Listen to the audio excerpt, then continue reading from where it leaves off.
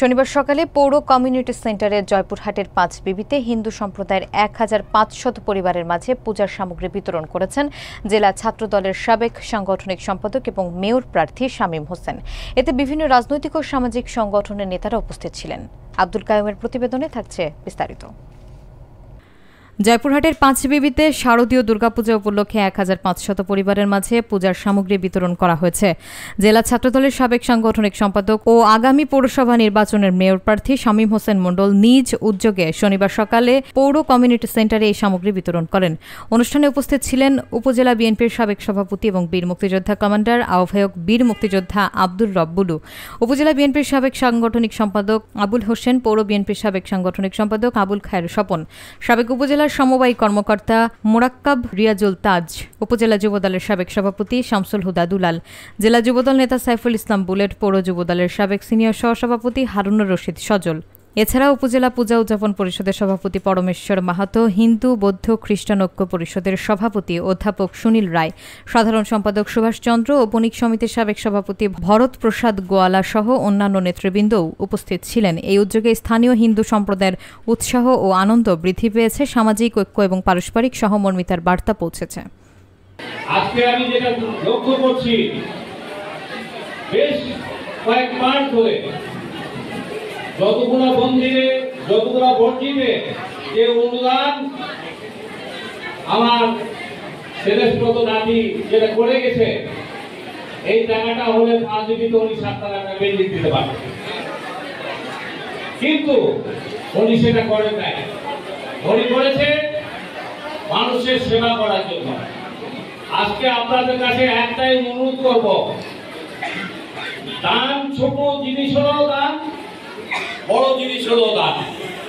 এই দানটাকে আপনারা কোনোদিন ভুলে যাবেন না, এটা আমার বিরত অনুরোধ। আপনারা কোনোদিন ভুলে যাবেন এই কথাটা।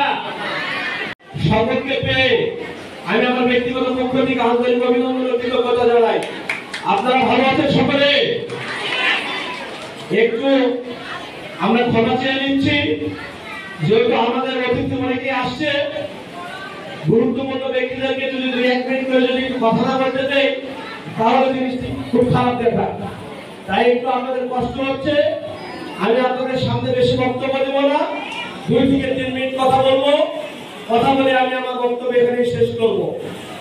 যাই হোক, আমি যেহেতু একটা সংগঠন করি, বিএনপির রাজনীতি করি, বিএনপির রাজনীতির সঙ্গে সম্পৃক্ত, আমাদের 16টি বছর ছিল সংগ্রামের বছর।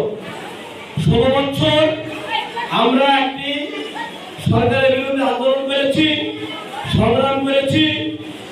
আমরা ভালো একটা অবস্থানে আসার জন্য মানুষের জন্য সেবা করতে পারি, একটা ভালো অবস্থানে এসে মানুষের জন্য বিপদ আপদের জন্য পাশে দাঁড়াতে পারি, এটি ছিল আমার চিন্তা চেতনা।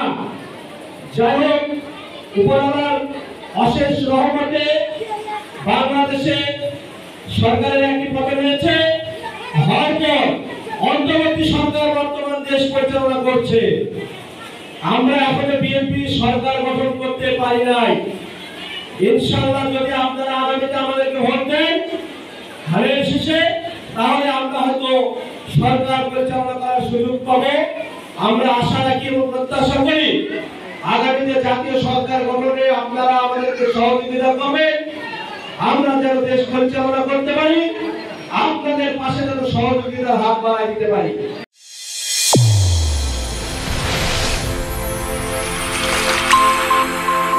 চ্যানেল A1 হৃদয়ের স্পন্দন।